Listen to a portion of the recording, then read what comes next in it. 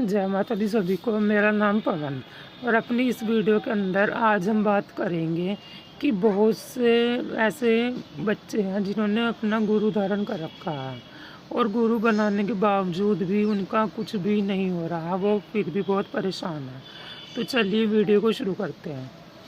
तो सर्वप्रथम हमें जानना होगा, जिस भी मनुष्य के ऊपर अगर कोई दैवी शक्ति आ रही है तो उसको अपना गुरु बनाना ही पड़ेगा।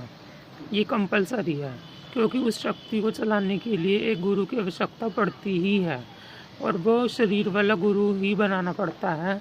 अगर आप देवी और देवताओं को गुरु बनाना चाहते हैं तो आप उनको भी बना सकते हैं, जो भी आपके इष्ट हैं वो भी आपको रास्ता दिखाते हैं, पर फिर भी हमें एक शरीर वाले गुरु की आवश्यकता पड़ती ही पड़ती है।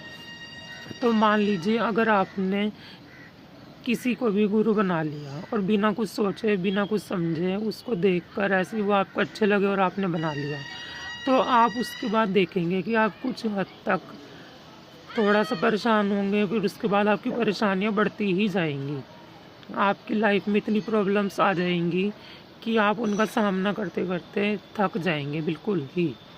तो सबसे पहले यहाँ पर मैं ये बताना चाहूँगा कि आपसे सबसे बड़ी गलती क्या होती है। जब भी आपके ऊपर कोई शक्ति आती है तो आपका कर्तव्य बनता है कि आप उसके लिए उस गुरु की तलाश करें जो उसको सही से चला सके। जो गुरु बनाएं उसको परख के बनाएं, सोच के बनाएं और समझ के बनाएं, और ये देखें कि उसको हर एक विद्या आती है या नहीं। तो इसके लिए आपको सबसे पहले एक छोटा सा कार्य करना होता है। वो कार्य मैं आपको बताता हूँ। आपको गुरु की अरदास लगानी होती है।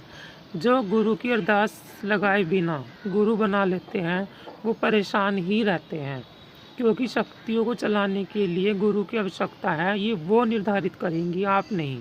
शक्तियाँ खुद ही निर्धारित करती हैं कि उनको किस गुरु की आवश्यकता है चलाने के लिए। हमारी मर्जी से कुछ भी नहीं होता। तो आपको गुरु की अरदास लगानी है, और गुरु की अरदास किस तरह से लगानी है ये मैं बता रहा हूँ। आपको सबसे पहले बृहस्पतिवार का दिन हो तो ज़्यादा अच्छा है। तो आपको अपने हाथ में 11 रुपये लेने हैं। थोड़े से चावल लीजिए, उनको पीला करिए।